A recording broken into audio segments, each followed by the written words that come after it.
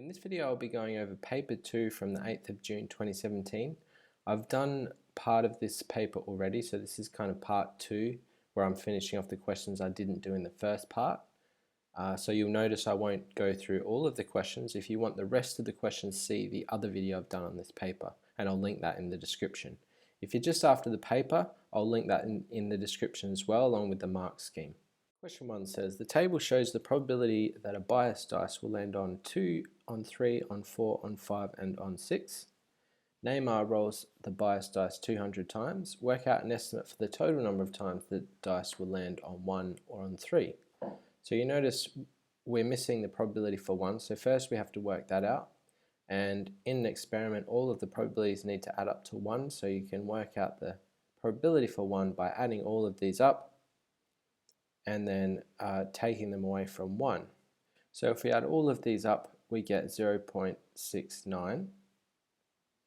So to work out the probability of rolling a 1, we need to take that away from 1, and we get 0.31. So that's the probability of rolling a 1, and then we need to work out an estimate for the total number of times it lands on a 1 or a 3. So we take the probabilities for 1 and 3 and add those together. So 0.31 plus 0.18, and that equals 0.49. And then to work out the number of times the dice lands on 1 or 3, we need to multiply that by the number of times we roll the dice. So the probability of rolling a 1 or a 3 multiplied by 200, and we get 98. So 98 times is our estimate for the number of times it lands on a 1 or on a 3. Question 3 says the diagram shows a prism with a cross section in the shape of a trapezium. On the centimeter grid below, draw the front elevation and the side elevation of the prism. Use a scale of 2 centimeters to 1 meter. So here we have the prism, and this is our centimeter paper, and we need to draw a front elevation, which means looking from the front, and they've put an arrow here saying this is the front of the shape. So our scale is 2 centimeters to 1 meter. So if this is 2 meters along the bottom edge, that's going to have to be 4 centimeters. So we can start off with a line for the base of the shape of 4 centimeters. And then the front side here is half a meter, so that's going to be 1 centimeter. And then the back side of this shape is 2 meters, so that has to be a 4 centimeter line. And then this slope is just joining that back side and the front side of the shape. And this is what we would see if we were standing at the front and looking at the front of that shape there. So we can label that front. And then we also need the side elevation from this way. So this side is 1 meter, so that needs to be a 2 centimeter line for the base there. And then we also need to draw the back of this shape over here. So, and that's a 2 meter length, so that's going to have to be a 4 centimeter line. And then going across the back here and down again, so that's what we'd see if we're looking from the side here. And we also need to represent that edge along this edge here. And so this is what we'd see if we looked at this shape from the side. And that's all we need to do for the front and side elevation. Question 8 says the cumulative frequency graph shows some information about the heights in centimeters of 60 students. So here we have our cumulative frequency graph, and the question is work out an estimate of the number of these students with a height greater than 160 centimeters. So the way we can do that is we can look at the heights along this x-axis, and here's 160, and we need how many students are greater than 160, so we can go up from the x-axis up to the graph and then across to the y-axis. And here you can see that about 48 students are less than 160 centimeters, So that means there's 12 in this section here. 12 students were taller than 160 centimeters. So our answer there is 12. Question 9 says the diagram shows triangle A drawn on a grid. Kyle reflects triangle A in the x-axis to get triangle B. He then reflects triangle B in the line y equals x to get triangle C. Amy reflects triangle A in the line y equals x to get triangle D. She then is going to reflect triangle D in the x-axis to get triangle E. Amy says that that triangle E should be in the same position as triangle C. Is Amy correct? So we have a whole bunch of transformations here we need to plot onto this graph and see if E is the same as C. So let's start off with reflecting triangle A in the x-axis. So we can, one way to do this is to do each point on the triangle. So if I start off with this point here, if I reflect that in the x-axis, I go one space on the other side of the x-axis, like in a mirror. This point is 3 squares from the x-axis, so I need to go 3 squares on this side of the x-axis, and this one is also 3 squares away, so I need to go 3 squares away on this side, and there I have my triangle, which I can label B. Then it says he reflects the triangle B in the line y equals x. So y equals x is when every x coordinate is equal to every y coordinate, and it looks like this. And what we need to do is reflect triangle B in the line y equals x to get triangle C. So if we reflect this triangle in this line, we can do it point by point again. So this point is 1, 2.5 diagonals away from this line. So I need to go 1, 2.5 on this side. And this one is 1, 2, 3.5 away from this line. So I need to go 1, 2, 3.5, half, 1, 2, 3 onto this side. And then this point is 1, 2, 3 diagonals. So I need to go 1, 2, 3 diagonals this way. And so that's the reflection of B in the line y equals x. And I need to label that C. Then I need to reflect triangle A in the line y equals x. Okay, so this is this triangle, and I reflect it. So if I reflect it in the line y equals x, it's going to end up over here. So that's triangle D. And then I need to reflect triangle D in the x-axis to get triangle E. So this triangle needs to be reflected in the x-axis. So again, I can do it point by point. So count the squares to the x-axis and go the same distance on the other side for each point. And I'll end up with a triangle here. And that's triangle E. And the question is E the same as triangle, in the same position as triangle C? Clearly they're not. So Amy is not correct. And perhaps we can give a suggestion about how we got from triangle A to both of these. So if we look at triangle A, if I rotate that anti-clockwise 90 degrees about the origin, I'll get triangle C. But if I rotate it 90 degrees clockwise about the origin, I get to E. So we can say that C is a 90-degree anti-clockwise rotation of A.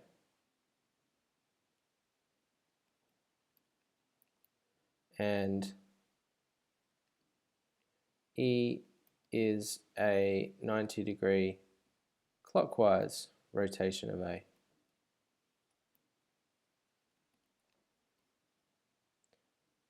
Question 10 says the table shows some information about the 8 planets.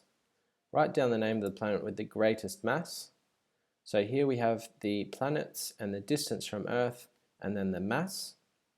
So we need to be looking at this column here, and the good thing about standard form notation is that you can look at the powers of 10 and it's very easy to compare which is the biggest number because it will have the greatest power of 10. So we can see that Jupiter has times 10 to the power of 27, and that's all I need to look at to find that it has the biggest mass. So I can just write down Jupiter there. And then part B says find the difference between the mass of Venus and the mass of Mercury. So the mass of Venus is 4.869 times 10 to the 24. And the mass of Mercury is 3.302 times 10 to the 23. And I just need to subtract those. On a scientific calculator, you can put things in standard form and subtract them.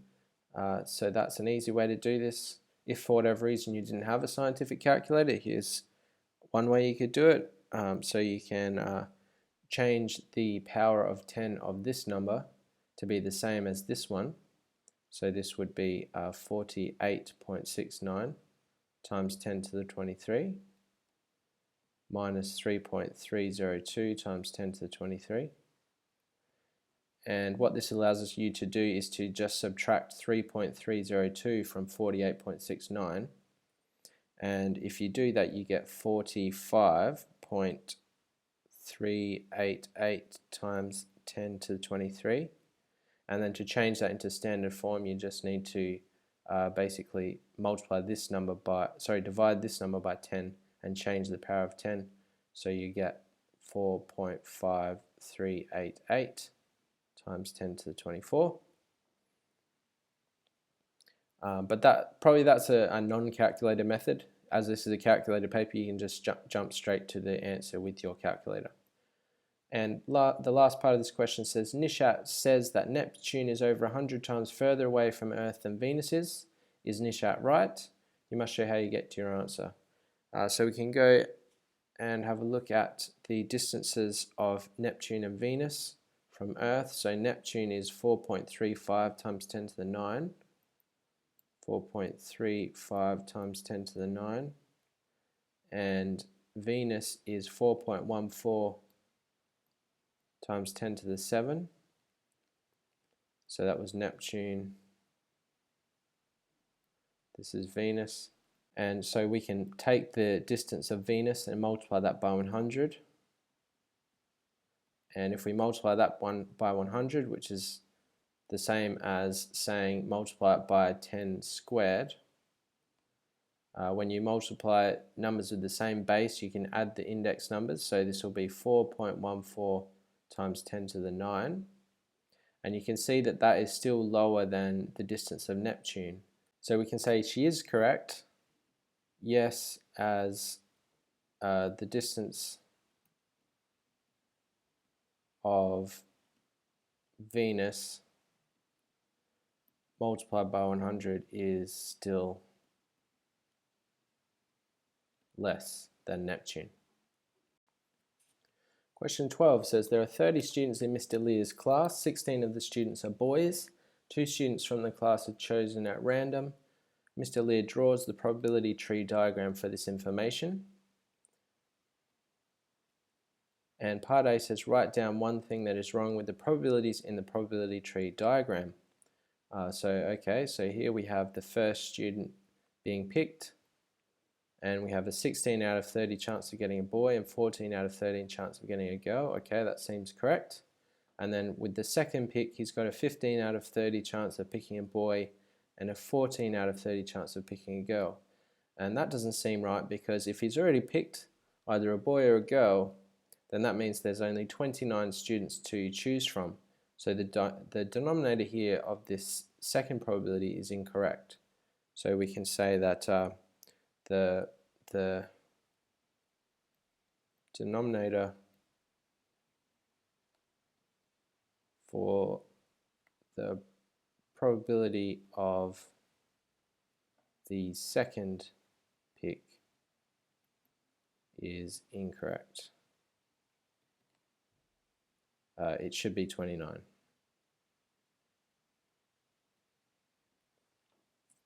Part 2 says Owen and Wasim play for the school football team. The probability that Owen will score a goal in the next match is 0.4. The probability that Wasim will score a goal in the next match is 0.25. Mr. Slater says the probability that both boys will score a goal in the next match is 0.4 plus 0.25. Is Mr. Slater right? Okay, so you can think about this intuitively to start with. So put yourself in this situation. If the probability of Owen scoring a goal is 0.4, and the probability of Wasim scoring is 0.25, and we add those together, we get a probability of 0.65, and that means that there's a higher probability of them both scoring. But that doesn't make sense. Surely the probability must go down for both boys to score. Clearly that's incorrect, as the probability of both boys scoring must be less than one boy scoring, because it's hard to score 2 goals than 1 goal. And and of course you know that when you have 2 probabilities, when you're taking the probability of one thing and the probability of another thing happening, you need to multiply them. So Mr. Slater is incorrect here, and we can say that he needs to multiply. No, he needs to multiply the probabilities.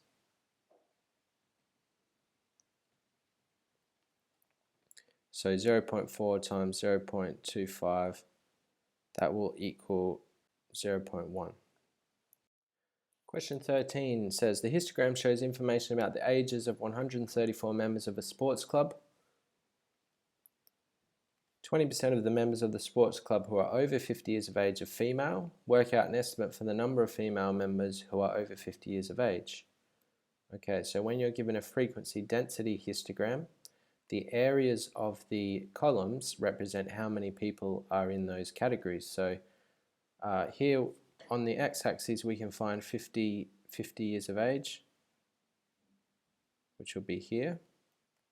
And so if we split this column up in half, the area of this half of the column will represent the number of people between 50 and 60, and the area of this column will represent the number of people between 60 and 90. So what we need to do is to work out the areas of those rectangles, add them together, and that will give us how many members in total will be over 50. So let's go ahead and do that. So the area of this one will be the width multiplied by the height, and so if each, I believe if each square in this, sorry, if each 2 squares of this scale represents 0.1, then the height of this column will be 1.4. So we need to do 10 times 1.4, which is 14. So there are 14 people between 50 and 60, and then the area of this column will be its width, which is 30, multiplied by the height. So this is going to be 0.6, 0.7 for the height of that column, and then 30 times 0.7, that's 21. So there are 21 people between 60 and 90. So we can add those together. So 14 plus 21, that's 35 people over 50, and then 20% of those are female. So to work out the number of female members, we can work out 20% of 35. So 0.2 times 35, that will give us 20% of 35, and 0.2 times 35, that is 7. So our answer there for the number of females over 50 is 7. Question 14 says, here are some graphs. In the table below, match each equation with the letter of its graph. Okay, so if you don't know the general shapes of these graphs, it's not really something you can figure out on the fly. It's something you just kind of have to have dealt with before. So you should know that the general shape of a sine graph or a sine wave is like this graph C. And D is the graph of the cos function, so C is the graph of the sine function. And y equals x cubed plus 4x, that's a cubic, and cubics generally have this shape with a little kind of twist in it. So and that's the only graph with that shape in these 9 graphs. So the next one is F. This is an exponential function, y equals 2 to the power x, and they generally look like I or like a. So a and I are both exponential functions, but the reason we know it's a is because this is a positive exponential function, where as x increases, y increases. So y equals 2 to the power x is graph A, and the last one is sometimes called a reciprocal graph, where y is inversely proportional to x, and they generally have a shape like a hyperbola, like b and h. And again, because this is a positive function, we end up with the lines of the graph in these two sections, where both coordinates are either both positive or both negative. So the equation for the last one is h.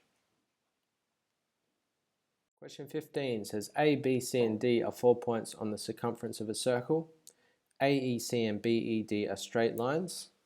Prove that triangle ABE and triangle DCE are similar. You must give reasons for each stage of your working. So triangle ABE is this one, and DCE is this one here.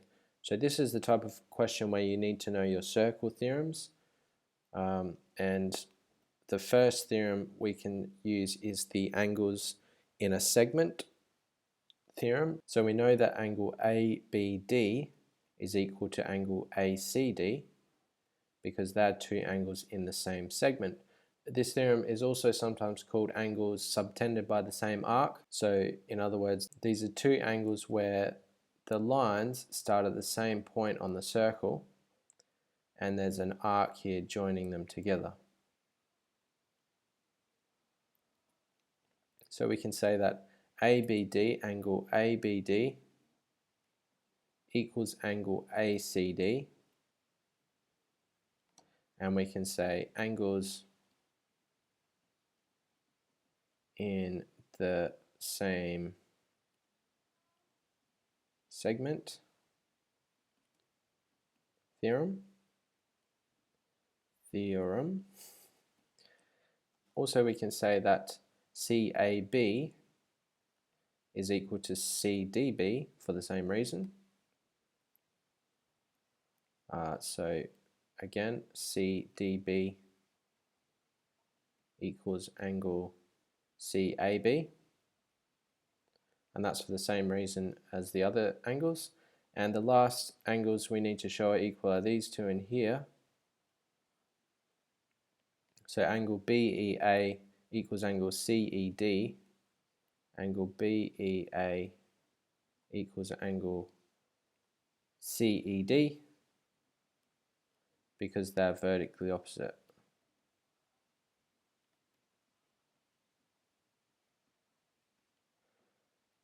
And because we show all of the angles in the triangles are equal, we know they must be similar. So we can say, therefore, as all angles in the triangles are equal,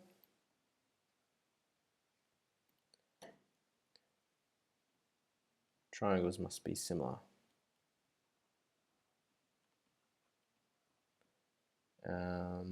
And that's all you really need to say for that question. I guess that was the key theorem that you needed to know in order to answer this question. Question 17 says ONQ is a sector of a circle with center 0 and radius 11 centimeters. So this is a sector, and we know the radius is 11 centimeters, and this is the center. A is the point on ON, and B is the point on OQ, such as AOB is an equilateral triangle with side 7 centimeters. Okay, so this is an equilateral triangle. Calculate the area of the shaded region as a percentage of the area of sector ONQ. Okay, so we need the percentage of this shaded region as a percentage of the total sector. So that's going to involve finding the area of this equilateral triangle and then taking it away from the area of the entire sector and then working that out as a percentage. So here's a little shortcut you might not have been aware of. The area of an equilateral triangle can be given by this formula. So area of triangle can be given by the square root of 3 on 4 multiplied by the side length squared. If you weren't aware of that formula, you can always turn an equilateral triangle into 2 right-angled triangles. And so this, because you know the side lengths are equal, and you can work out the height using the Pythagorean theorem. But this little formula is a bit of a shortcut. So we can say the area is root 3 on 4 times 7 squared, which is 49. And then this is going to equal, if you put that into a calculator, you get 21.22 centimeters squared. And then the area of a sector equals the angle at the angle of the sector divided by 360 multiplied by pi times the radius of the circle squared. And we know all of these things because angles in an equilateral triangle always equal 60 degrees. So we know the angle is 60 divided by 360. We also know the radius, which they told us in the question, was 11. So 11 squared is 121. And then you can go ahead and do that in your calculator. So 60 divided by 360 multiplied by pi multiplied by 121. And that gives you 63.35545, etc. And so now we know the total area of the sector and the area of the equilateral triangle. So we can work out the shaded region by taking those, finding the difference of those. So the shaded area is going to equal the area of the sector subtract the area of the triangle. So 63.35, etc. minus 21.22. And if you do that in your calculator, you get 42.135. So we know the area of the shaded section, but we need it as a percentage. So to change that into a percentage, we can divide it by the total area. So 42.135 divided by 63.35, etc. Multiply that by 100. So that gives us a percentage, and that comes out to 66.5 approximately. And it says give your answer correct to 1 decimal place, so my answer there is 66.5%. The last question in this paper is question 23, and it says L is the circle with an equation x squared plus y squared equals 4. P is a point on L, and P is 3 over 2 and root 7 over 2. Find an equation of the tangent to L at the point P. Okay, so let's draw a quick diagram to start off with, because that's going to make it a little bit easier to explain what's going on. So I have a circle, and the general equation for a circle looks like this, where it's x minus h squared plus y minus something else squared, I, for example, equals the radius squared. And in this equation, these values h and I are 0 because we've just got an x squared and a y squared. And these values h and I, they give you the center of the circle. So because these are both 0 in our example, I know the center of the circle is 0, and the radius is 2 squared, which is 4, so the radius of this circle is 2. So the radius equals 2. And I have a point 3 over 2 and root 7 over 2, which is approximately over here somewhere. And I'm just drawing this diagram to kind of help explain what's going on. You don't really need to draw the diagram in your answer. So anyway, we have this point P over here, and we're looking for the tangent to L, the circle L, at point P. So we're looking for a line that just touches the circle at P. So how can we find the equation of that line? Well, the first thing we can do is to work out the slope of that line, because a tangent meets the radius of a circle at 90 degrees. And the radius will be a line going from 0, 0 to point P, and that will meet the tangent at 90 degrees. And if we can find the slope of that radius, we can find the slope of this tangent, because lines meeting at 90 degrees their slopes or their gradients are negative reciprocals of each other. So in order to find the gradient of this tangent, firstly I can find the gradient of this radius from 0, 0 to point P. So, and I can do that because I'm given those 2 points. So using 2 points I can find the gradient of line from 0, 0 to P, and the gradient of any line can be given by the rise over run. And the rise of this line is just the y coordinate because I'm starting at 0, 0. So the rise of this line will be root 7 on 2, and the run is the x coordinate, 3 on 2.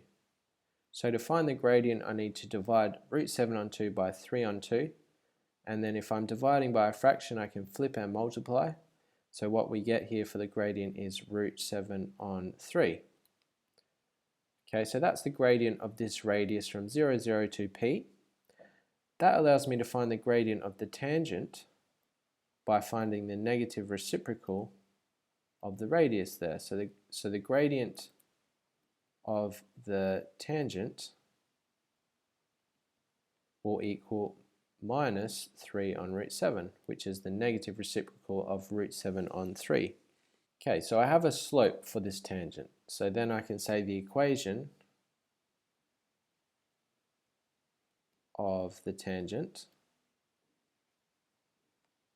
will be, the equation of the tangent will be y equals root 3 on root 7 x plus some value at the end, representing the y-intercept. And the way I can find the value of that number at the end of this equation is by taking this point P, which lies on the line, and substituting it into this equation, and that's going to allow me to solve for C. So I can say using point 3 over 2 root 7 on 2, substitute that into this equation, so therefore root 7 on 2 equals minus 3 on root 7, and substitute the x coordinate in, multiplied by 3 on 2 plus C. And then if we start to simplify this, this will be root 7 on 2 equals, multiply these together, so that will be minus 9 on 2 root 7 plus C. And then we can simplify this a little bit, so we get C equal to root 7 on 2 and add that to this side, so that'll be plus 9 on 2 root 7. And if we keep solving for C, C is going to equal, now if we want to combine these fractions we need to multiply this side by root 7 to make the denominators equal. So if I multiply this fraction by root 7, I get root 7 multiplied by root 7 is just 7, and this is going to be all over 2 root 7 plus 9.